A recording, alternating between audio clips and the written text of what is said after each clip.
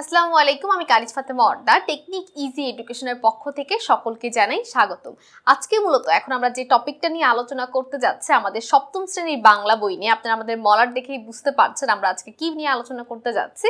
আমাদের বাংলা বই যে পরিবর্তন হয়েছে এটা আপনারা সবাই জানেন। এর আগেও আমরা বেশ কিছু পর্ব দিয়েছি এই বাংলা বইয়ের উপর, সুতরাং আপনাদের সবারই জানা যে আমাদের বাংলা বইটা পরিবর্তন হয়েছে। তো আজকে আমরা প্রথম অধ্যায় নিয়ে আলোচনা করব। তবে প্রথম অধ্যায় নিয়ে আলোচনা করছি বলে এটা যে প্রথম পর্ব তা কিন্তু না, এর আগে অনেকগুলো পর্ব আছে। এটা কিন্তু মূলত আমাদের প্রথম অধ্যায়ের সবার শেষ পর্ব। তো এর আগে যে পর্বগুলো আছে সেগুলো অবশ্যই আপনারা একটু প্লেলিস্টে কষ্ট করে খুঁজে নেবেন, কারণ আমাদের প্রত্যেকটা পর্বে আরেকটা পর্বের সাথে কিন্তু সম্পর্কিত।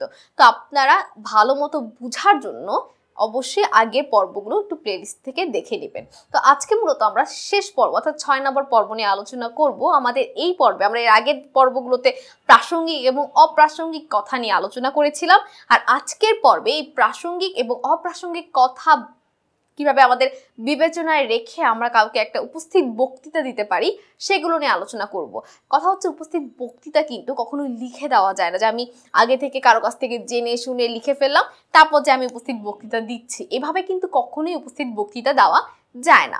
উপস্থিত বক্তৃতা দিতে হয় একদম না লিখে যা মাথায় আসবে তাই, এরকম কিছু বললে কিন্তু উপস্থিত বক্তৃতা শুনতে ভালো শোনাবে না। তাই যে টপিকটা আছে সেই টপিকটা সম্পর্কে আগে আমার নিজের ভালো মতো বুঝতে হবে, নিজের মনে মনে লিখা যাবে না, কারণ উপস্থিত বক্তৃতা আমি কখনো খাতা দেখে লিখতে পারবো না। তো মনে মনে ফার্স্ট আমি নিজে বোঝার চেষ্টা করব যে কি কি পয়েন্ট আমি দিতে পারি, কি কি উদাহরণ আমি দিতে পারি, তারপর প্রাসঙ্গিক বিষয়গুলো তুলে ধরতে হবে। অপ্রাসঙ্গিক তথ্য কিন্তু আমি কখনোই আমার উপস্থিত বক্তৃতায় আনবো না। ধরেন আমি যদি উদাহরণ দিই, আমার মাকে নিয়ে একটা উপস্থিত বক্তৃতা দিতে বলা হয়েছে, আমি মাকে নিয়ে বলতে বলতে হঠাৎ মোবাইল নিয়ে বলা শুরু করলাম, টিভি নিয়ে বলা শুরু করলাম, সেই ক্ষেত্রে কিন্তু আমার বক্তৃতাটা একদমই খারাপ হয়ে যাবে। তাই আগে আমাদের নিজেদের ডিসাইড করে নিতে হবে, মনে মনে ভেবে নিতে হবে যে আমরা কি কি প্রাসঙ্গিক কথা বা প্রাসঙ্গিক উদাহরণ দিতে পারি। এই ক্ষেত্রে কিন্তু আমাদের অপ্রাসঙ্গিক কোনো উদাহরণ বা কথা বলা যাবে না। তো আমরা তো জানি প্রাসঙ্গিক এবং অপ্রাসঙ্গিক কথা কাকে বলে, কারণ আমরা এর আগের পর্বে, ঠিক এর আগের পর্বেই কিন্তু পর্ব 5-এ আমরা দেখে এসেছি যে বিষয়ে কথা হচ্ছে সেই বিষয় নিয়ে কথা বলাকে প্রাসঙ্গিক কথা বলে, এবং সেই বিষয়কে বাদ দিয়ে বিষয়ের বাহিরে যে কথা বলাকে অপ্রাসঙ্গিক কথা বলে। তো আমাদের যে বক্তৃতা আছে সেটা আমরা কিভাবে সুন্দর করে দিতে পারি সেগুলো নিয়ে মূলত আজকের এই পর্বে আমরা আলোচনা করব। তো আমরা একটু দেখে আসি আমাদের বইয়ে কি নিয়ে বলা আছে এই টপিকটার উপর। তো আমরা দেখতে পাচ্ছি বইয়ে লেখা আছে উপস্থিত বক্তৃতা।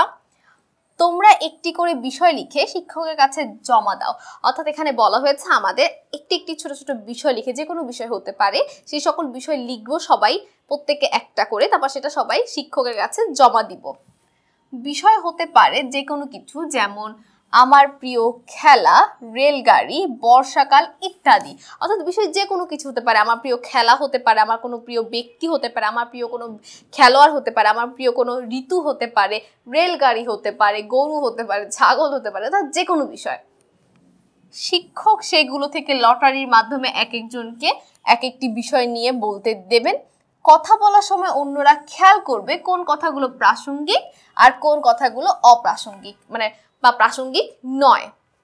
এখানে আমরা তো জানি না যে কার ভাগ্যে কি পড়বে, কারণ এটা লটারির মাধ্যমে পরে এক একজনকে এক একটা টপিক দেওয়া হবে, বিষয়গুলো দেওয়া হবে, তারপর সেই বিষয়গুলো নিয়ে বক্তৃতা দিতে বলা হবে। উপস্থিত বক্তৃতা অর্থাৎ আগে থেকে কোনো প্রস্তুতি ছাড়া হুট করে আমরা যে বক্তৃতা দিয়ে থাকি সেটাকে বলে উপস্থিত বক্তৃতা। তো এরকম উপস্থিত বক্তৃতা দিতে হবে বিভিন্ন বিষয় যেগুলো লটারির মাধ্যমে এক একজনের ভাগ্যে আসবে। তো সেই বিষয়গুলো নিয়ে আমাদের কথা বলতে দিবে, এবং তখন শিক্ষক যখন আমাদের কথা বলতে দিবে, আমরা যখন সেই বক্তৃতাটা দিব, বাকি শিক্ষার্থীরা কি করবে, লক্ষ্য করবে যে সে যে কথাগুলো বলছে সেই কথাগুলোর মধ্যে কোনগুলো প্রাসঙ্গিক কথা এবং কোনগুলো অপ্রাসঙ্গিক কথা, অর্থাৎ কোনগুলো সেই বিষয় নিয়ে সে কথা বলছে এবং কোনগুলো সে বিষয়ের বাইরে কথা বলছে। যেমন আমাদের পর্ব 5-এ আমরা দেখেছিলাম সোহেল এবং পলাশের একটা খুব সুন্দর উদাহরণ দেওয়া ছিল, যে সোহেল কি করছিল, একটা দল গঠন করতে চাচ্ছিল, দলের তালিকা তৈরি করতে চাচ্ছিল।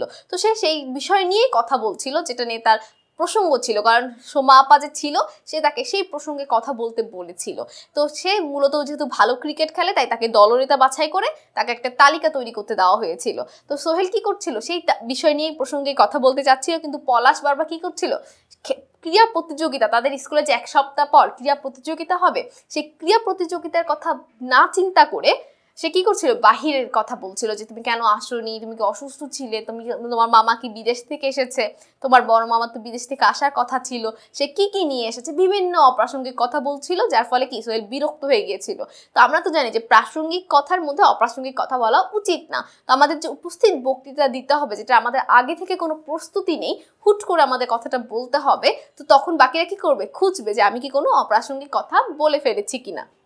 যদি আমরা একটা উদাহরণ দিই, আমাদের হয়তোবা প্রিয় খেলা নিয়ে একটা কথা বলতে বলা হলো, তো আমার প্রিয় খেলা হয়তো বা ক্রিকেট, আমি বলতে পারি যে আমি ক্রিকেট খেলাটা খুব পছন্দ করি, এখানে এতজন একজন দল নেতা থাকে, একটা দল এতজন প্লেয়ার থাকে বা খেলোয়াড় থাকে যারা খেলে, বিভিন্ন তথ্য দিতে পারে। এখন এই তথ্য দিতে দিতে আমি যদি বলে ফেলি যে আমি একদিন ক্রিকেট খেলতে যেয়ে একটা পুকুর দেখতে পেলাম, পুকুরটা অনেক সুন্দর ছিল, পুকুরের পরিবেশটা অনেক সুন্দর ছিল, এই যে আমার টপিক ছিল প্রিয় খেলা, সেটা আমি খেলা নিয়ে বলবো, বা ক্রিকেট যেটা আমার প্রিয় খেলা সেটা নিয়ে বলবো, কিন্তু আমি যদি প্রসঙ্গের বাহিরে যে পুকুর নিয়ে এখন আবার বর্ণনা দেওয়া শুরু করে দেই, সেক্ষেত্রে সেটা কি হয়ে যাবে, আমাদের উপস্থিত বক্তৃতাটা কিন্তু সুন্দর শোনাবে না। আমাদের অবশ্যই যেই প্রসঙ্গ আমাদের ভাগ্যে এসেছে সেই প্রসঙ্গে কথা বলতে হবে, আর বাকি শিক্ষার্থীরা লক্ষ্য করবে যে আমি কি প্রসঙ্গের মধ্যে কথা বলছি না প্রসঙ্গের বাহিরে যে কথা বলছি।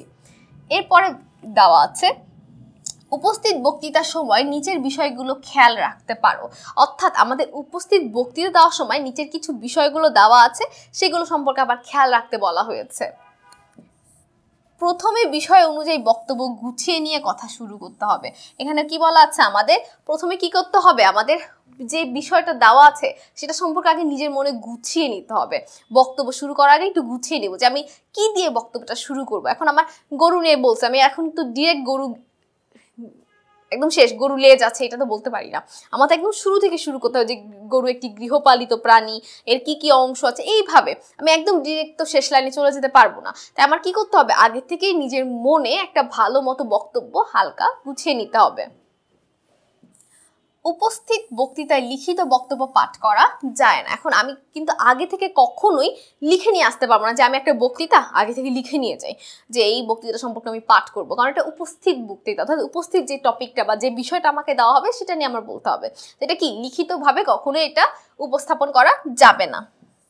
বিষয়টির ধারণা পরিষ্কার করার জন্য উদাহরণ, ব্যাখ্যা ইত্যাদি প্রয়োজন হতে পারে, অর্থাৎ বিষয়টা আমি আরো সুন্দরভাবে যেন ব্যাখ্যা করতে পারি, তাই আমি কিন্তু উদাহরণ দিতে পারি বা কি করতে পারবো, উদাহরণ বা ব্যাখ্যা ইত্যাদি প্রয়োজন হতে পারে। যেমন একটু আগে আমি বললাম যে আমি ক্রিকেট নিয়ে যখন বলতে চাইবো আমি আমার জীবনে ঘটা কোনো কাহিনী বলতে পারবো, তবে সেটা ক্রিকেট সম্পর্কেই হতে হবে, অর্থাৎ প্রসঙ্গ সম্পর্কেই হতে হবে, অপ্রাসঙ্গিক উদাহরণ বা ব্যাখ্যা দেওয়া যাবে না।